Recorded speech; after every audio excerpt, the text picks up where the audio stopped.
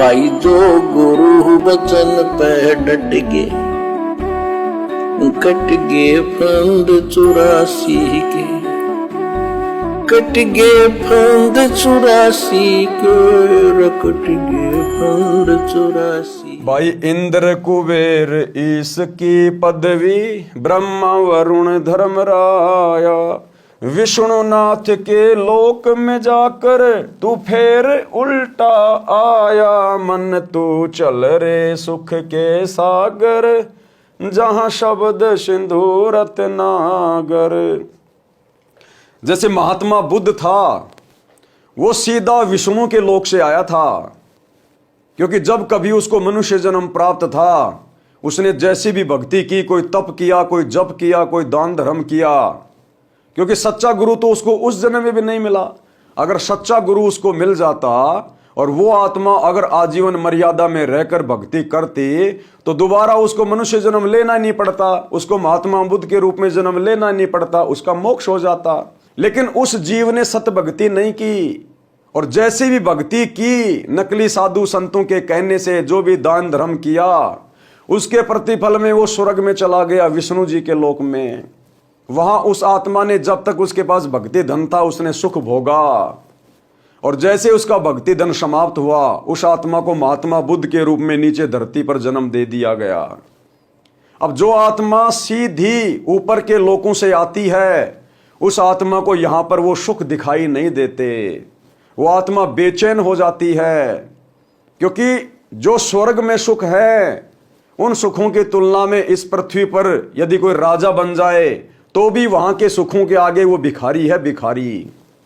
तो राजा के घर में जन्म हुआ था महात्मा बुद्ध का, उसके बावजूद भी उसको राज्य में सुख नहीं दिखाई दिया, और वो आत्मा फिर से सुखों की खोज में घर से बाहर निकल गया, महात्मा बन गया।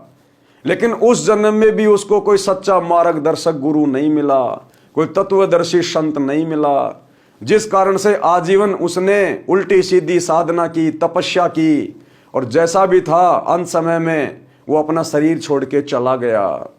तो भाइयों और बहनों, सुख केवल सच्चे सतगुरु की भक्ति में है, केवल सच्चे सतगुरु की भक्ति में। तो आज मौका है आप और हमारे पास में वो सत भक्ति करने का। भाई असंख्य जन्म तो है मरत्या होगे, जीवित क्यों न मरे रे। सतगुरु कह रहे हैं तुझे असंख्य जन्म हो गए, तो जन्मते और मरते।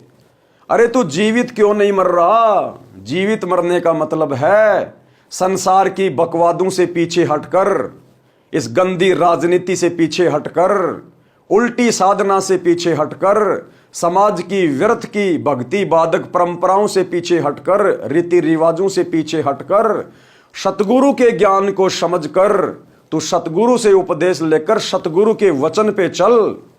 ये शराब पीना, मांस खाना, चोरी जारी करना, माता बहनों को गंदी नजर से देखना, रिश्वत लेना, भ्रष्टाचारी करना, 2 नंबर के काम करना, मिलावट करना, झूठ बोलना, छल कपट करना, कहते हैं इनको त्याग। ये मनुष्य के लक्षण नहीं है, ये एक सच्चे और नेक इंसान के लक्षण नहीं है। तो सतगुरु का ज्ञान समझ, सतगुरु की भक्ति कर, सतगुरु के वचन पे चल, संसार की बकवादों से और बुराइयों से पीछे हट। इसको कहते हैं जीवित मरना। अगर तू इस प्रकार से अपना जीवन यापन करेगा, एक नेक नागरिक बनकर, तो सतगुरु तेरा जीवन धन्य कर देगा।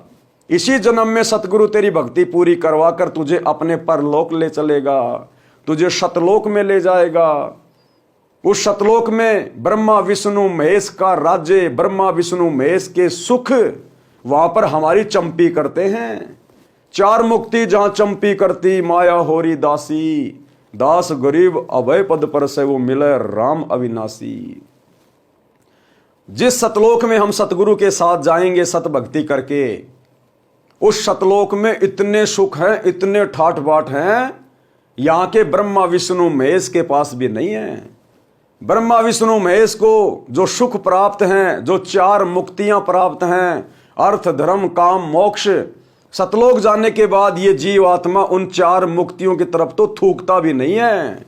इससे ऊपर का सुख है वहां पर, जिसको फिर ये जीवात्मा अखंड भोगती है, कभी जन्म मृत्यु में नहीं आती है, कभी कोई कष्ट नहीं, कोई रोग नहीं, कोई दुख नहीं, वहां कोई लड़ाई झगड़ा नहीं, किसी चीज का अभाव नहीं, सर्व सुख ही सुख, इसलिए उसको सुख सागर कहते हैं।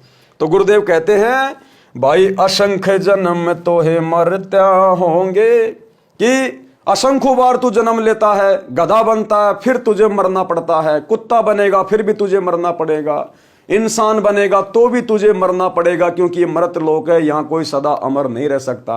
अरे अगर मरना ही है तो फिर वो कर्म क्यों ना कर, वो भक्ति क्यों ना कर जो तेरा सदा सदा के लिए जन्म मरण का ये रोग ही समाप्त कर दे।